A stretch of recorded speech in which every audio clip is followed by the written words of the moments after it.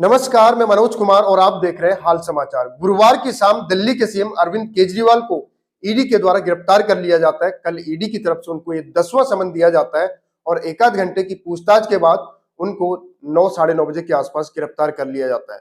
दिल्ली में आम आदमी पार्टी के बड़े बड़े नेता उनके आवास के बाहर इकट्ठा हो गए थे।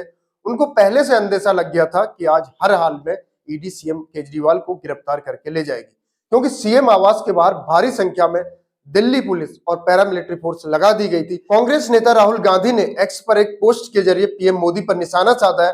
उन्होंने उसमें लिखा है कि एक डरा हुआ तानाशाह मरा हुआ लोकतंत्र बनाना चाहता है। वहीं प्रियंका गांधी वाड्रा ने भी इस पूरे मामले की निंदा की है और उन्होंने ये कहा है कि एक राजनीतिक साजिश के तहत सीएम केजरीवाल को गिरफ्तार किया गया है। पीएम मोदी अपने विरोधियों को खत्म करना चाहते हैं।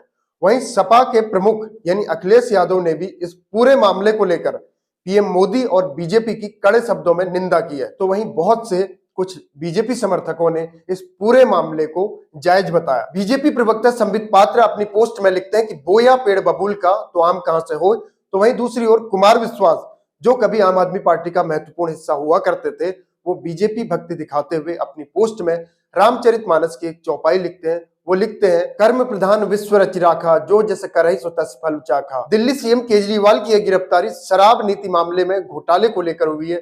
दरअसल जुलाई 2022 में दिल्ली के तत्कालीन चीफ सेक्रेटरी ये एलजी साहब को एक शिकायती पत्र भेजते हैं।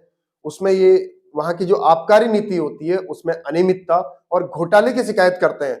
तो इस पूरे मामले की तब से जांच चल रही होती है और अब तक इसमें कई बड़े बड़े दिल्ली के जो है नेता गिरफ्तार कर लिए गए। मनीष सिसोदिया और सत्येंद्र जैन अभी ये भी जेल में ही है। संजय सिंह अभी हाल ही में जेल से रिहा होकर आए हैं। तो अभी मुख्यमंत्री अरविंद केजरीवाल, इनकी भी गिरफ्तारी कर ली गई है। ये पहला मामला है जब कोई मुख्यमंत्री इस तरीके से गिरफ्तार होकर जेल जा रहा है, क्योंकि अभी तक जितने भी मुख्यमंत्रियों की गिरफ्तारी हुई है वो कुछ दिन पहले इस्तीफा दे देते हैं और वहां पर कोई दूसरा मुख्यमंत्री बना देते हैं, उसके बाद उनकी गिरफ्तारी होती है। लेकिन अरविंद केजरीवाल ने सीएम पद नहीं छोड़ा, अभी उनकी सीएम रहते हुए गिरफ्तारी हुई है। तो देखते हैं इस पूरे मामले में आगे क्या होता है। लेकिन इलेक्शन के ठीक पहले इस तरह की गिरफ्तारी कई तरह के सवाल खड़े करती है।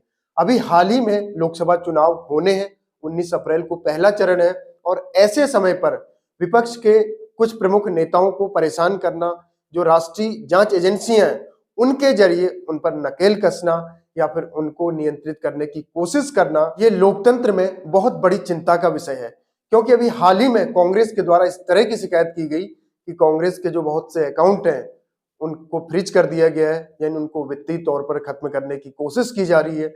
एक तरह से इस पूरे मुकाबले को, इस लोकतांत्रिक व्यवस्था को एक तरफा बनाने की कोशिश की जा रही है, ऐसा बहुत से विपक्ष के नेताओं का आरोप है। तो इस पूरे मामले में कितनी राजनीतिक साजिश है और कितनी सच्चाई है, ये भविष्य के गर्भ में छिपा हुआ है। लेकिन बहुत पुराने मामले हमें ये याद दिलाते हैं कि जब ईडी या सीबीआई या फिर इनकम टैक्स की कार्रवाइयां होती हैं तो उनमें कन्विक्शन रेट बहुत कम देखने को मिलता है। यानी गिरफ्तारियां 100 लोगों की हो रही है तो उसमें दोषी 5-7 ही लोग देखने को मिलते हैं। एक लोकतांत्रिक व्यवस्था वाले देश में सत्ता पक्ष के द्वारा अगर विपक्ष की आवाज को बंद करने की कोशिश की जाए या फिर अपनी जो राष्ट्रीय जांच एजेंसी है उनका दुरुपयोग किया जाए, तो ये लोकतंत्र के लिए बहुत ही शर्मनाक बात है। तो आज के लिए फिलहाल इतना ही। आगे फिर होगी मुलाकात किसी और नए मुद्दे के साथ। तब तक के लिए जय हिंद, जय भारत।